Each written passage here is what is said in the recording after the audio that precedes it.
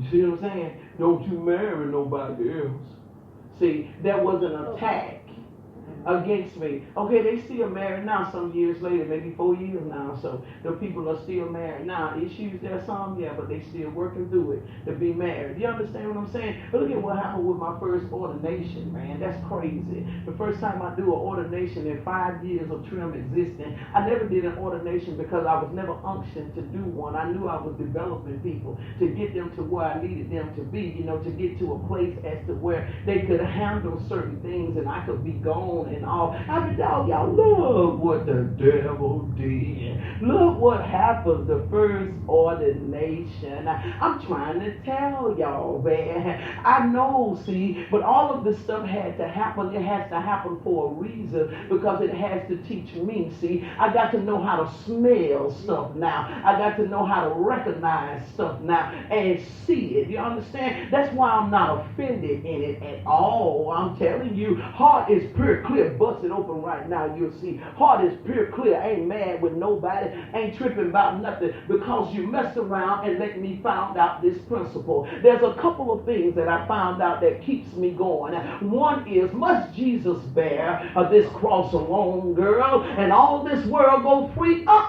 Surely. If there was one for him, there's one for you, dear Finley. So I count it as a cross encounter. That is my opportunity, my time of eating that flesh and drinking that blood. Second thing that keeps me going is this here, is there is a charge I got to keep. And a God I got to glorify. See, I was mandated to do what I do. It's not something that I just decided I would go do. I didn't go enlist in this like the army. But this was a charge that was put on me for me to have to do. And so since I know it's a charge, come what may, baby, I'm gonna still be doing my master's will. When you see me, you gonna catch me still carrying the gospel. Whether Joe go, whether Blow go, whether Sally go, I don't care. I'm gonna carry the gospel. Do you understand? And I'm gonna yet teach people the principle, because if you listen to me and you will pay attention to how I live, I promise you, things won't tear your life up because they don't tear mine.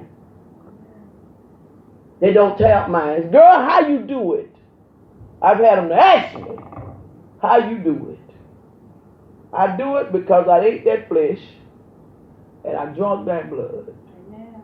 Amen. That's how. Amen. That's how. I ate that flesh, I drank that blood, which is covenant. He got a covenant with me, and I got a covenant with him. And my covenant with God ain't based on none of y'all. When I stand for him, I'm going to stand for me. I'm going to stand collectively for what I've done with Trail. But I'm going to still have to stand for me. If I get me right, I'll do Trim right. A crooked pastor will have a crooked house.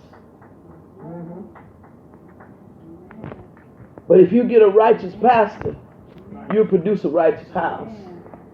I'm doing me. I'm working on me. I'm getting principles for me. So check out what he says. He says, but there are some of you, still in 64, that believe not, for Jesus knew from the beginning who they were, and that they believed not, and who should betray him.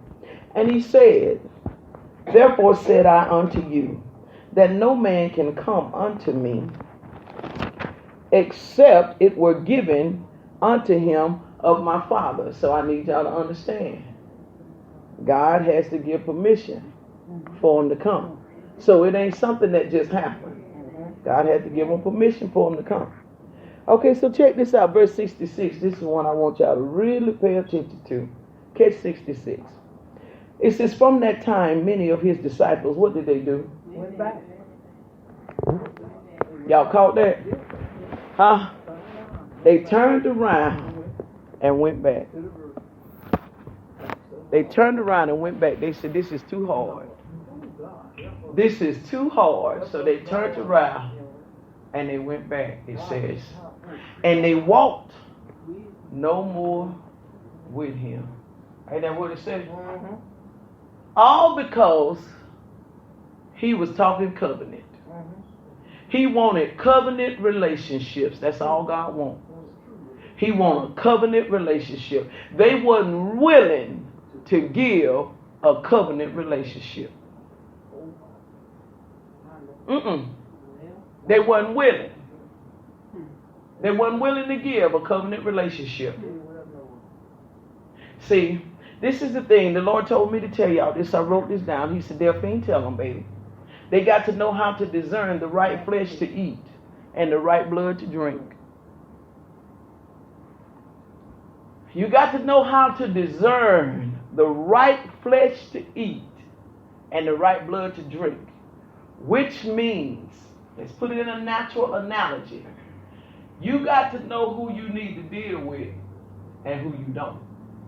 You need to know who you need to consider yourself friends with and who not to be friends with. Because you can mess around and be done ate some flesh and drunk some blood. That ain't the right one.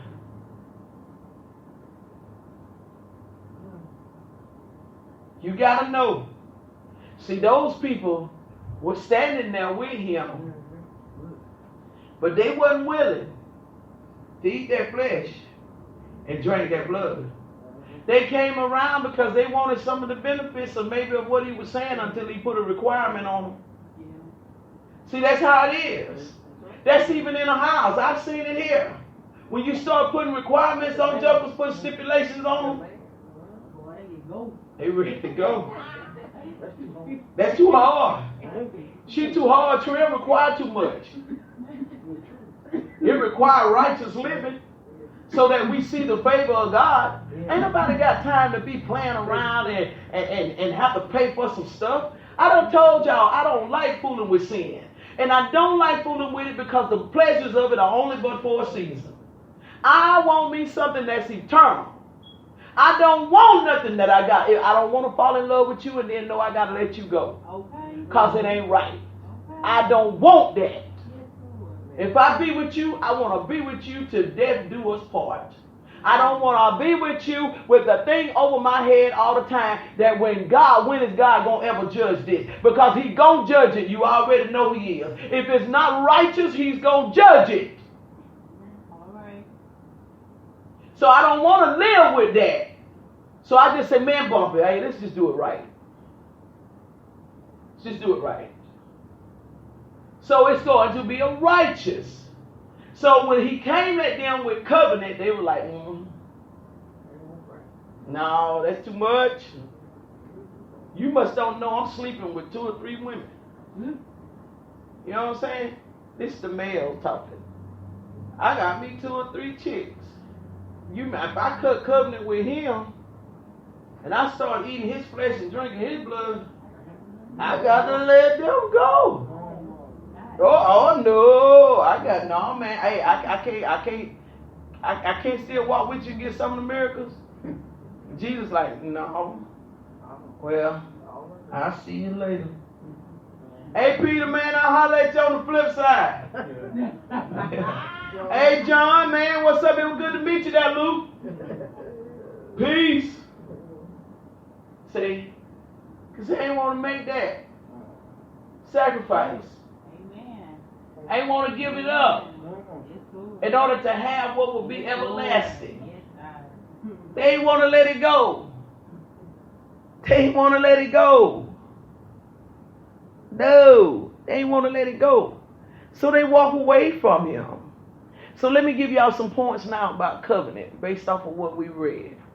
Let me give y'all some points God gave me about covenant. Let me make sure that I've give y'all these. First point about a covenant is a covenant is everlasting. It's everlasting. Everlasting. You saw that. You saw that in what we read. It's everlasting. That's verse 47. All right. Second point about a covenant is that it provides bread that will feed you forever. So, in other words, remember when I told y'all about the eating of the flesh means that whatever you deal with, I'm going to assist you in dealing with it. We're going to deal with it together. So then it provides a forever.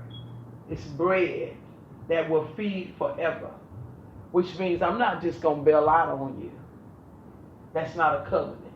I'm not just going to walk away from you. See, I want y'all to notice something. Let me try to keep it as clean as I can. I want y'all to think about a male and a female. Whenever covenant is broken with them, what they start dealing with each other with? The flesh. You see that? But see, a covenant provides bread forever. See? You see the difference? A covenant provides it forever, which means that there's going to be a connection. Yeah. We're going to always enjoy each other. We're going to always desire each other in that capacity. A covenant gives bread forever. So I walk through these things together. We deal with these things together. Number 3, a covenant gives drink that quenches the thirst forever. When there is a covenant, it gives drink. Remember, he said, eat my flesh and drink my blood. So it quenches the thirst forever. So what that means is when you are really in a covenant and when you are really concrete in your covenant, you ain't looking for nobody else. You ain't thirsty. You ain't thirsty. It don't take 2 or 3 of them to satisfy your quench. When it's covenant. See, that's what Jesus was letting them know. That with me being the bread, I'm going to keep you. We're going to have a connection. We're going to be entwined. And we're going to go through our fleshly battles together. We're going to deal with the bills together. We're going to deal with all of the hardship that comes. If things tear up, we're going to deal with all of this stuff together. This is the bread. This is what keeps us covenantly connected with each other. Okay, now the blood is the internal part. It is going to quench the thirst, which means that because that's where the emotions are housed, you're not going to look for anybody else. You're not going to be emotionally attached to somebody else while you're in a covenant. That's unheard of. Do y'all hear what I'm saying to you? There's no way you could be emotionally attached if you don't drunk that blood to somebody else while you're in a covenant. Because that covenant provides everything that you need. So you don't have to. It's like that song. I love to play my song. I love to play. It's one of my favorite songs. Don't look any further. Don't you look no further. Yeah, I love that. Someday your bio. Don't look any further. You ain't got to look no further. Because it's got you. It's got you. You quenched. You satisfied. You ain't got to go nowhere else. 4th thing a covenant does. A covenant gives intimacy. Intimacy. When there is a covenant, there is intimacy. And I'm not talking about fleshly level intimacy, neither now. When I say intimacy, it means that I'm able to connect to you in some of the most intimate ways. I'm not able to withhold from you. You are my sharing partner. Intimacy, that's covenant. It's covenant. Intimacy. All right. So, oh God, I forgot to tell y'all this part. On number 2 and 3, the Lord told me to tell y'all, I wrote it down here, I'm sorry, God, that expresses the revelation of who the person is. You have a revelation of who they are. If you're able to eat the flesh and drink the blood. I want you to think about that in a context, in a natural context. You are not going to give yourself to a person until you think you know who they are. As long as you don't think you know who that person is, you ain't fixing to get wrapped up in them. If you get wrapped up in them, it's because you think you pretty much know who they are. So that eating of flesh and drinking of blood comes with a revelation of who he is. See, they wouldn't do it. I want you to think about it. They didn't have, it said that they didn't